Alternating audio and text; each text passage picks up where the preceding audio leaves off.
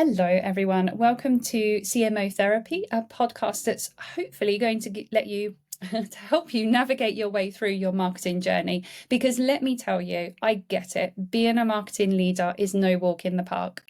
In each episode, we are going to dive headfirst into the world of B2B marketing, where uncertainty, tight budgets, and fierce competitions are just the beginning of the rollercoaster ride. But guess what? You are not alone in this journey. Why go solo when you can tap into the powerhouse of insights from some of the world's most awesome marketing leaders in the game? And look, the title might include the word therapy, but we're not just talking about challenges here. We're tackling them head on. So join us as we deep dive into the nitty-gritty, share war stories, and unlock secret strategies. Get ready for a no-holds-barred conversation because sometimes I have no filter. So if you're a chief marketing officer, a marketing lead, or just someone looking to up your marketing game, then I'm so glad that you're here with us today. And I am so glad to have Eric with us here today. Eric, can you please give a little bit of a quick introduction and tell us about your background? Of course, I'm very happy to be here. Very humbled that you reached out and invited me. I mean, obviously, we've known each other for a few years now through many ups and downs, I would say, certainly on my side and probably a little bit on Yeah. your side. And I think that we've always connected over that, right? And this idea of CMO therapy and just what you're trying to do, I love it, as you know, because you've been to a couple of the events and kind of community-based discussions that we try to facilitate as Rival, because I see it the same way. I think that we spend so much of our time, now I'm on the agency side, but I think when we first connected, I was still on the CMO side. We spend so much time with the marketers around us, with a lot of the internal stakeholders that we have to deal with clients if you're on the agency side, with agencies if you're on the client side, but not as much time with other CMOs. And so I know this is virtual and not synchronous, but still being able to hear from other CMOs of what they're going through and just facilitating that perspective, idea, challenge, resource share, I think it's a great initiative. I didn't answer your question though. So my quick introduction. So I'm Eric. I'm co-founder and CEO of a business called Rival. We are a marketing consultancy for challengers. We're about 3 years old now. And my background, previously I was CMO of 11FS, so a venture builder in the fintech space. And before that, about 15 years in kind of a mix of agency roles, mostly on the account side. So I was at VaynerMedia for a long time, also did the big agency thing in the world of IPG, and then also startups back in the US where I'm from. And now with Rival, our focus is on, and I know this is what we're going to talk about today, trying to understand what challenger brands do differently. And I'd argue also challenger CMOs do differently to grow in categories that are being disrupted. Absolutely. Yeah, I feel like I'm like really fangirling today, Eric. I couldn't be the one to call it out. I had to let you. I have to call it out. Or actually, for people listening and not watching a video, I'm pointing to my jumper, which is a Rival hoodie. So yeah, I am being a proper fangirl today with the swag. But like you said, so today we're going to talk about think like a challenger. So doing more with less without losing your mind. So this is two topics here that we're going to touch upon that I know you feel super passionately about. So one of them being, the side of the kind of how we push the sort of challenger brand, and then secondly, how we stay sane whilst doing that, basically, the mental health side as well. So let's jump in discussion. So I think more than ever before, everybody's talking about doing more with less. Like every year, I think, maybe we're going to sort of start to see some of that, cut some slack basically a bit, but it doesn't seem to be happening. It just seems to be more of the same. So what's the first thing that comes to mind when you think about that phrase as a CMO, the doing more with less? It's really interesting because I don't know if I should go here first, but I talk about it all the time, right? And I put it out there and, we do talks on it and it comes up in a lot of our conversations and in the content that we do and the events that we do with other CMOs. And there is a legitimate concern, but also, I always think about you try to make the most of the things that you can change and accept the things that you can't, right? And I think that there is a lot of opportunity for CMOs to view the more with less as an opportunity and not necessarily a restriction. And what I mean by that is, I think so many people are trying to hold on to what it was before as opposed to actually dealing with the way that it is right now. I'll give you an Mm. example. Maybe a little bit less now, but a couple years ago, we all remember iOS 14 making the changes with all the tracking. And all of a sudden, you couldn't put $3 into Facebook ads and get, $10 out. And there were so many people for probably a year or two, it was like, how do I get back to the ROI, to the ROAS that it was before? Like, you can't. You just got to adapt to kind of the new landscape and try to take advantage of it and also get there faster than other people. So I think that there needs to be a little bit more responsiveness, proactiveness, um, and just trying to take advantage of where like everybody's in the same boat right now. Everybody's trying to do more with less. And I think that you look at challenger brands, the things that they have are constraints around budget and resource that actually drive creativity and greater outcome. So I think adopting a bit of that mentality, not necessarily trying to hold on to what you had before, the budget, resources, et cetera, but just adapt, But I think maybe the answer that would be a little bit more expected is there are things that you can do to find arbitrage to be able to get more with less with your budgets. To be honest, I'd look at the agency side as a big one. There is a lot of inefficiency in the way that many agencies operate, particularly if you're at a big brand working with a big agency and paying a lot of overhead and paying for a lot of junior people to kind of learn the ropes on your business. So I do think that there are ways to do things differently to find arbitrage in how you make investments, certainly with your partners. Bringing more marketing capabilities in-house is really interesting as well. Mm. So that's kind of how I think about it is I think people need to kind of buckle down and adapt and just be more proactive.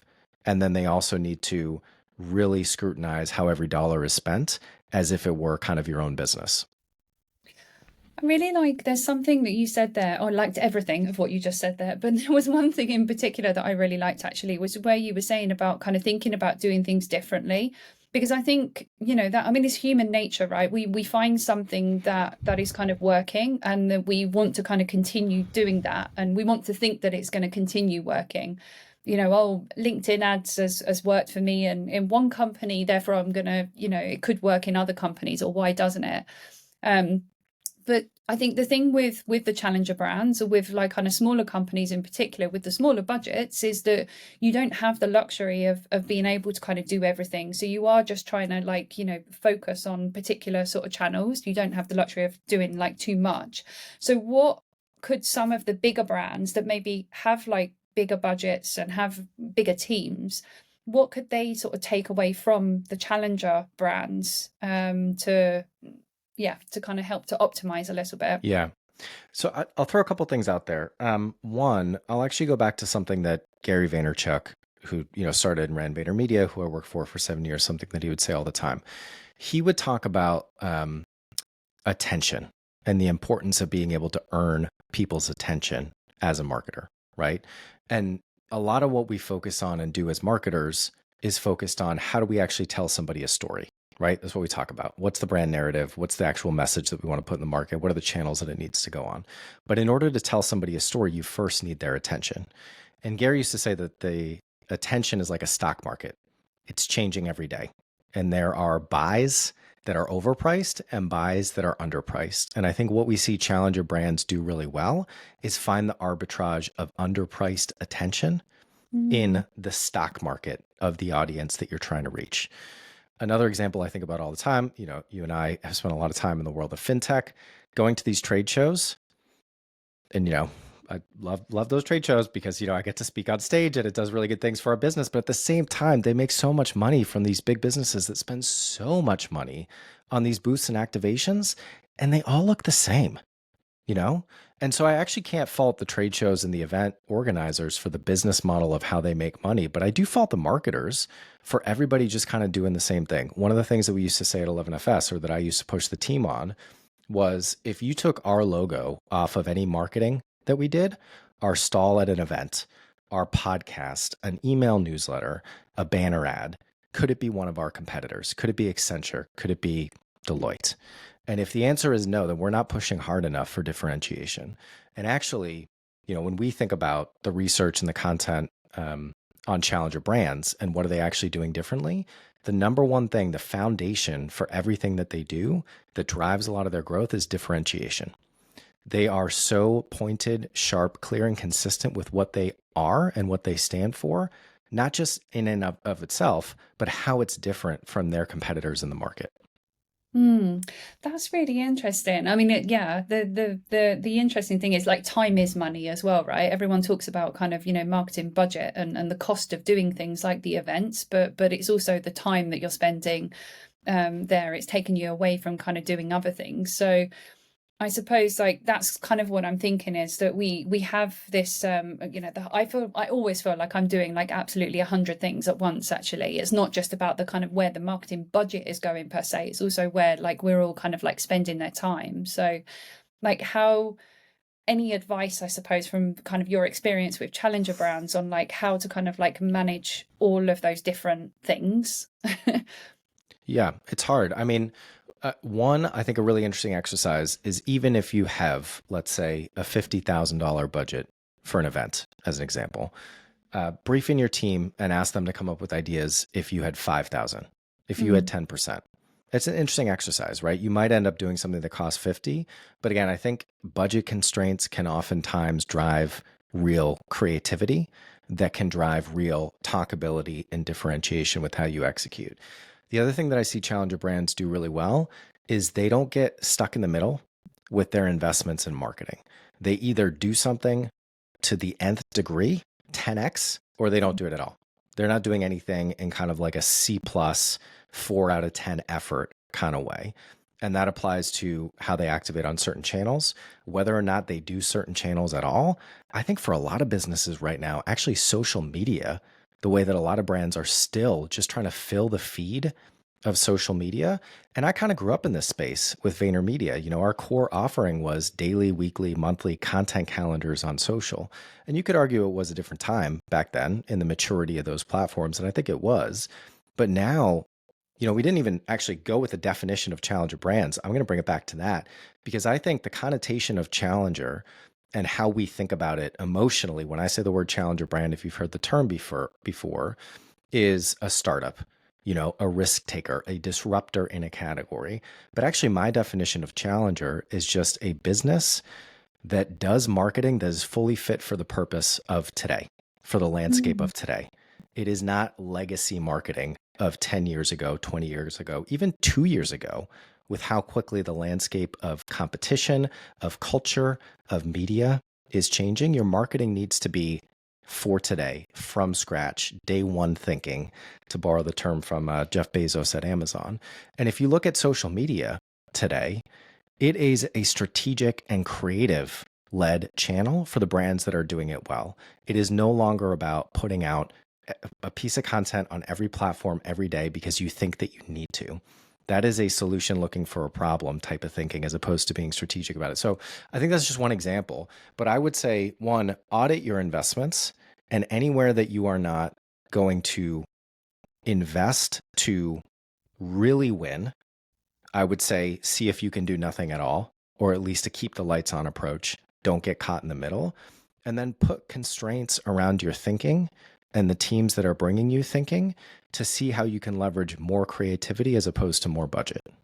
yeah, definitely. It's one of the big, I always kind of answer like that. The big sort of differentiations between the challenger brands is that they're able to stop what they're doing really quickly, or they've got the balls to do that. Because there's so many companies that companies I've worked for in the past, or bigger companies that I see where they have their campaign, they've spent a lot of time planning this campaign out, and it's a 6 to 12 month campaign, but after kind of 3 or 4 months or something, they're not seeing any results. But it's like, oh well, let's carry it on for 6 months, 7 months, 8 months, or whatever, or even the 12 months. That's yeah, it's such a waste of time. But I think the challenger brands have the balls to be able to say no, like, fuck it, sorry, I'm going to stop it now, this is not giving me the returns that I need. Yeah. Why And I carry it on? think I can just build on that real quick. I mean, I think that speed in itself is a competitive advantage Hmm. for businesses and for marketing teams.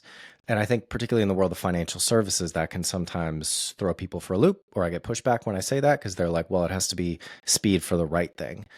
I'm like, yeah, yeah, of course. Like you don't want to move quickly on the wrong thing, but actually you don't always know what the right thing is. No. And I would argue that the businesses that are able to make decisions quicker, put content or activations in the market quicker and get feedback quicker and learn quicker are the ones that are going to be able to grow, particularly in a market of scarcity where everybody's fighting for a small portion of attention and everybody has smaller budgets.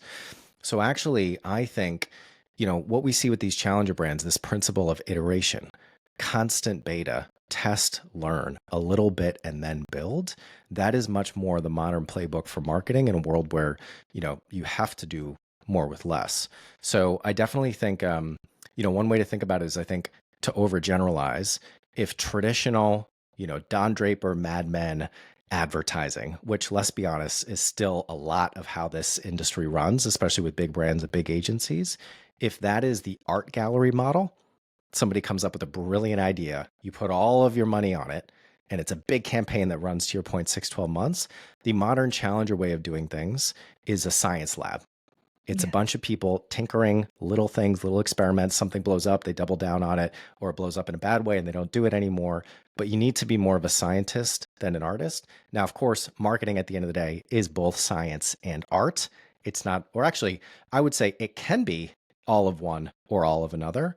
And actually, I think a lot of what successful brands do well, challenger or incumbent, is having the self-awareness about who they are as a marketing team and who they are as an organization to know how science-led or how art-led they need to be.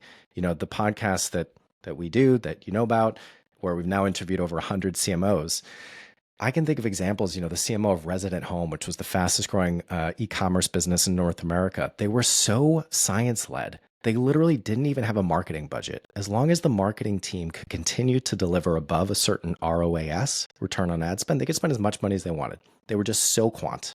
Wow. On the other hand, Rory McKenty, who's the now outgoing CMO of Gymbox, I don't think he would mind me saying this, there was no science to that. He's like, yeah, when I think of an idea or somebody brings me an idea I say, fuck it to the customer research. We're just going to go run with it.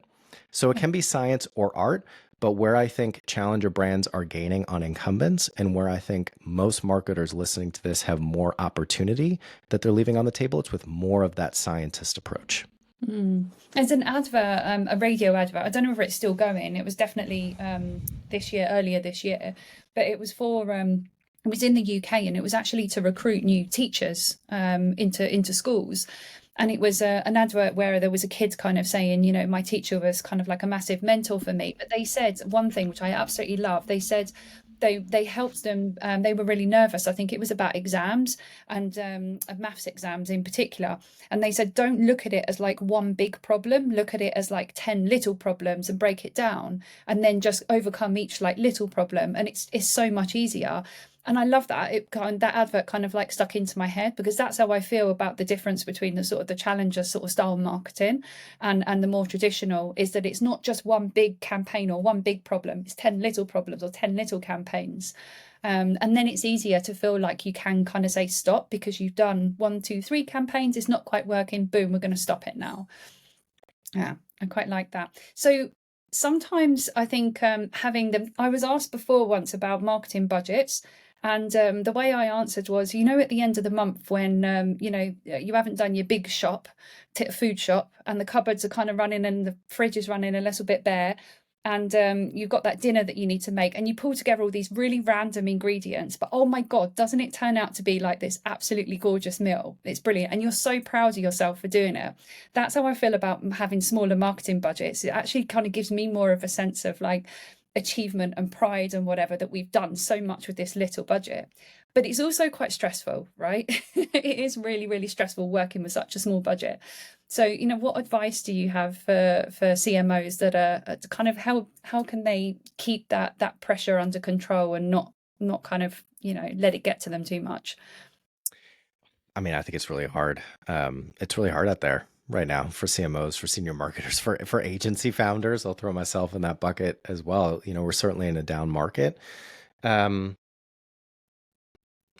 I think the other part that we haven't talked about, and I'm sure you'll talk about with other people on your show, is just the stakeholder management within organizations, because that's the other half of this equation. We've only focused on, well, what do I do with my budget once I get it? And actually the other half is, well, how do I get my budget? And how does the CEO and CFO and board understand the role and value of marketing? And actually, the thing I would say that is maybe different that I can add to that conversation, because I'm sure you'll have people on here that can talk a lot about how they manage that. But I actually think more senior marketers should be more critical of the CEOs and the boards in the interview process before they join the company. The number of marketers that I talk to where their CMO at a company that doesn't believe in brand, isn't going to invest in marketing, that all of those kind of cliches that are very true that just get marketers stuck and they're not able to do what they're really good about. I think you have to try to, and it's not easy, but you have to try to kind of make sure that you hire, and I'm using air quotes because I think we always think about companies hiring people. People, you're hiring that company if you choose to go there and work. If you're good at what you do, you're hiring them as much as they're hiring you. And so you need to kind of put them through the ringer of, are you a company that's going to invest in marketing and give me the budget that I need to do it properly? So I think before you even get into that boat, and maybe for people listening, this will be for the next job, if it's not super helpful right now. The other thing I would say, we're putting out some research in the next few weeks on the future of the CMO role. And it's really interesting. I would say it's not all that groundbreaking in terms of it's not going to bring something completely different to the table, but it really reinforced for me having these conversations and looking at the data, the importance of understanding and being able to speak to commercial returns of marketing. It can't be marketing for the sake of marketing, but also being able to speak the language of the board. Talking to successful CMOs. And also we talk to VC, private equity, CEO, board member, the other side of the fence. The best CMOs are the ones that can operate at that level. They could be a board member. They could be a CEO, CFO type person, but they do marketing. So they're able to kind of get out of their marketing ring when they're having those conversations with other people. So I put that out there. But shifting gears slightly, I think, how do we take care of ourselves when things are really hard? I think the first thing I would say, and I'm on a bit of a crusade with this, is I'm fascinated by the rise of LinkedIn as a content platform. It was not that long ago that it was just the place you went to get a new job or to post that you were hiring. It's become it's a content platform now, which is amazing, but it has the same psychological and sociological dynamics that other social media content platforms do. And so I think about the Instagramification of LinkedIn, where everybody is only putting out the best version of themselves that is maybe real, although oftentimes a little bit exaggerated, or whatever the B2B version of Photoshopped is. But also just not the reality for 99 out of 100 days that you aren't posting. And so I think a little recognition, and hopefully if people feel comfortable enough, a little bit more honesty and transparency in what the reality is for a day-to-day CMO or agency owner in the world of today. And so, I'll be the first one to celebrate a new client win or a new hire, of which we have 2 that we're announcing this week. But I will also be the first one to say, hey, you know what? I don't have it all figured out. I've been doing this for a long time, and I feel like I'm learning things and making mistakes every day. Yeah. And so I think a little bit more honesty from everybody of like, look, we're all trying our best. We're all trying to figure it out. And let's be honest, it's just marketing at the end of the day. There are so many things that matter so much more. So I think that's really hard, but I think it's so important. And I love, again, what you're doing with this idea of CMO therapy, and hopefully a few more people can kind of come out of the woodwork to kind of help each other with this stuff.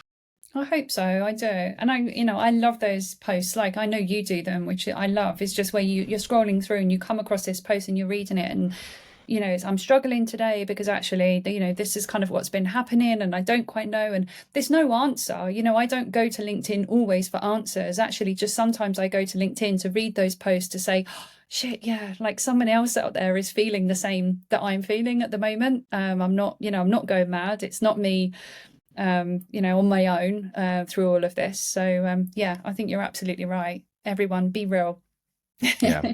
Be more real. The last thing I'll throw out there is, and I'm doing a lot of this myself, not necessarily related to budgets, but you're never the first person to do something. Like, you're just not, we're not discovering new isotopes here. Like, I'm trying to build an agency business. You're trying to be a successful CMO, reaching out and just trying to pick the brains of people that have been there before you, that have done it before, that have made the mistakes. That's always the first step in my book. When I'm like, how do I figure out X? How do I deal with Y? I think about, and I literally have a list that's like my informal advisory board. And so I'll reach out to that person because I know they've been through this before. And so even people that you don't know, I think that you'd be surprised at the level of openness and willingness to support when someone genuinely reaches out, not with some sales spam, genuinely reaches out to say, hey, I'm struggling with this. I know you've dealt with it before. I'd really appreciate 15 minutes of your time. I love that. Yeah. One of my mentors said to me once, just because you think it doesn't mean that's what everyone else is thinking. When you sort of feel like, oh, I'm being silly, or there must be a better answer to this. But yeah, just having somebody that you can bounce ideas off. But we're nearly up to time, but I wanted to ask you one last question. And this is a little bit of a sneaky one. I'm really sorry, Eric, to spring this on you. So what I've been doing is in the background is on LinkedIn, I've been asking my network, I'm running this podcast now, and if anyone has any burning questions that they would love to ask a marketing leader in our space, then let me know. Just drop the question in. So this is a bit of a random one, and like I say, I'm sorry to spring this on you. So the question is, if you could magically solve one challenge that every CMO faces today, what would it be and why? Okay, so there's the immediate answer that came to mind, and then the one that I'll give you after I thought about it for half a second. The immediate one that I think is very tactical, but is actually something that we're trying to either build or buy a really competitive offering around with Rival.